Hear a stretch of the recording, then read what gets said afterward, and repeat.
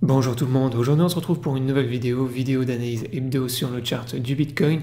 Comme chaque semaine on va analyser le graphique du BTC.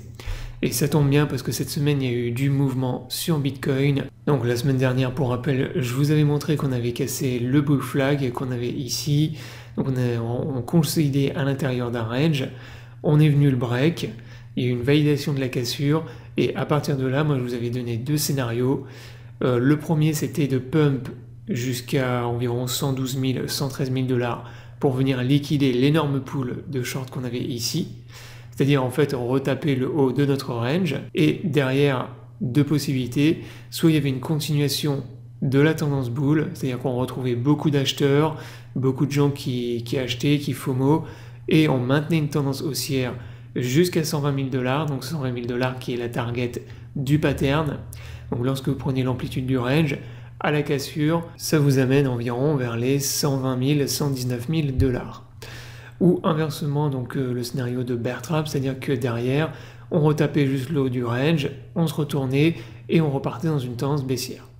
Donc finalement, c'est bien le scénario bull qui a été validé. Donc on est bien venu casser le bull flag.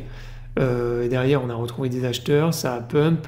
On est reparti dans une forte tendance haussière ces derniers jours. Donc maintenant que la target a été plus ou moins atteinte, qu'est-ce que j'anticipe pour les jours, les semaines à venir? C'est ce qu'on va voir justement dans cette vidéo. Mais avant de démarrer la vidéo, dans un premier temps, si t'es pas abonné à la chaîne, je t'invite à t'abonner. Également, si t'es intéressé par le trading des crypto-monnaies, je t'invite à me rejoindre sur les chaînes Billette et MEX, qui sont mes deux exchanges préférés pour trader les crypto-monnaies. Si t'es pas inscrit, tu as tous les liens dans la description sous la vidéo. Ces liens te permettent d'avoir accès à un bonus lors de ton premier dépôt, donc jusqu'à 8 000 dollars de bonus, ainsi que des réductions sur tes frais de trading, donc profites-en. Maintenant, on démarre la vidéo. Donc, dans un premier temps, on va aller faire un tour sur mon compte X. Donc là, je t'ai partagé aussi pas mal d'AT.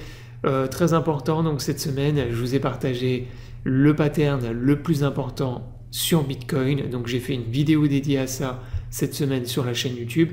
Je t'invite à aller la voir. Donc là, en gros, c'est le pattern, le canal haussier que vous avez ici et dans lequel on évolue depuis fin 2022.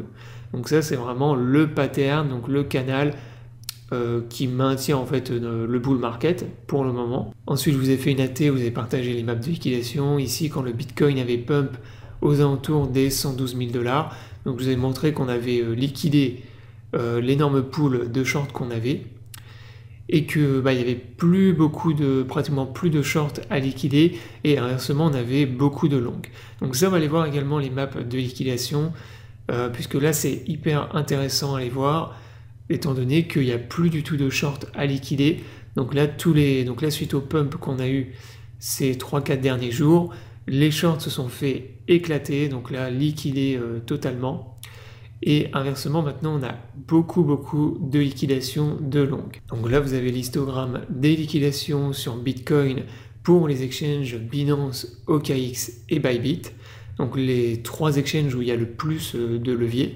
Et qu'est-ce qu'on voit actuellement sur les niveaux de prix actuels et suite au pump qu'on a eu cette semaine? Eh bien, vous voyez qu'il n'y a pratiquement plus aucun short à liquider. Actuellement, on a environ 2 milliards de shorts à liquider si on va jusqu'à 130 000 dollars.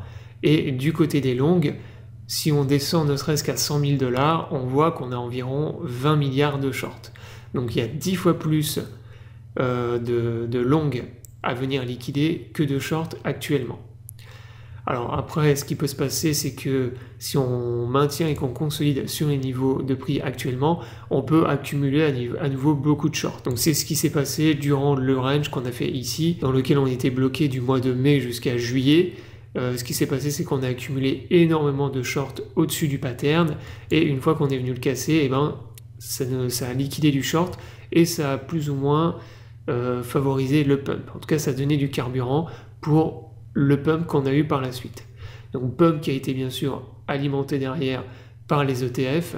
Donc ça, on va les voir également. Donc ça, on le voit également là sur le graphique avec les entrées et les sorties sur les ETF. Et on voit qu'il y a eu énormément d'entrées là sur les ETF les 2 derniers jours. Donc on a eu plus de 1 milliard de dollars d'entrées, donc c'est-à-dire d'achat en fait, sur le Bitcoin via les ETF. Maintenant, qu'est-ce que moi j'anticipe pour les jours, les semaines à venir sur le BTC? Alors, c'est simple. Moi, il y a deux scénarios possibles pour moi.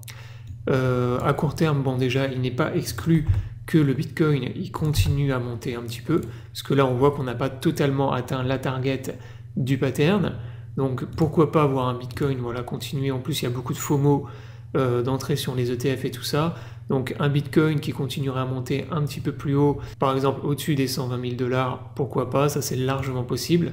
Après, étant donné aujourd'hui les maps de liquidation surtout, pour moi, au mieux le Bitcoin il va consolider, c'est-à-dire que là on va former un nouveau range qui va durer probablement plusieurs jours, plusieurs semaines pour préparer un prochain pump, donc nouveau pump sur le BTC, ou inversement, retournement de la tendance, c'est-à-dire que là on est venu purger le pattern, on a FOMO, les whales, tous ceux qui avaient accumulé, acheté dans le pattern, commencent à prendre leur profit, on va avoir un retournement de la tendance, et on va venir liquider tous les longs.